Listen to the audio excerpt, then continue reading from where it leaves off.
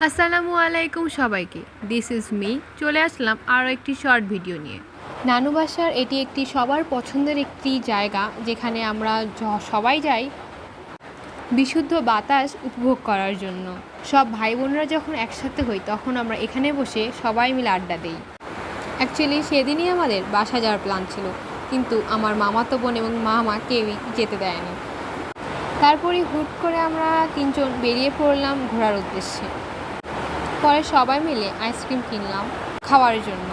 যদিও আমাদের কোনো কিছুরই প্রি প্ল্যান থাকে না, সো হুটহাট করে আমরা কোথায় যাই বা কী প্ল্যান করি সেটা আমরা নিজেরাও বলতে পারি না।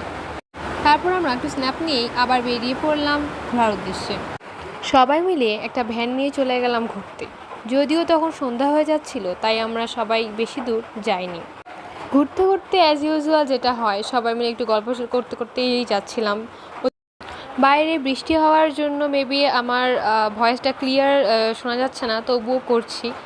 এই তো, গ্রাম মানে হলো এক ধরনের প্রাকৃতিক সৌন্দর্য উপভোগ করতে যে আমরা এখন পর্যন্ত গ্রামে যাই, একটা আলাদা অনুভূতি কাজ করে আমাদের মধ্যে। আর এমনিও নানু বাসা হচ্ছে সবারই আমার মনে হয় একটা আবেগের জায়গা।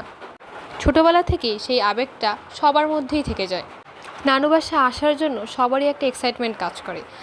আর this is the first time যেটা আম্মু ছাড়া বাবা ছাড়া আমরা আমার বোনদের সাথে হুট করে নানু বাসায় এসেছিলাম নানুমণিকে দেখতে।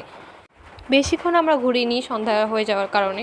সো ঘুরতে ঘুরতে আমি একটু স্ন্যাপ নিয়ে চলে আসলাম নানু বাসায়, প্রায় চলে এসেছি পাশে।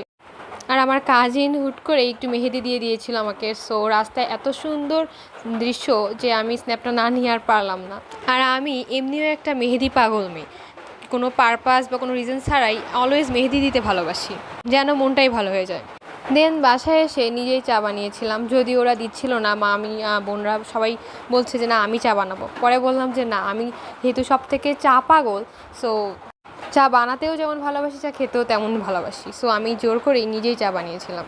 চা বানিয়ে সবাই গল্প করতে বসেছিলাম, কারণ কালকে সকালেই আমাকে ব্যাক করতে হবে।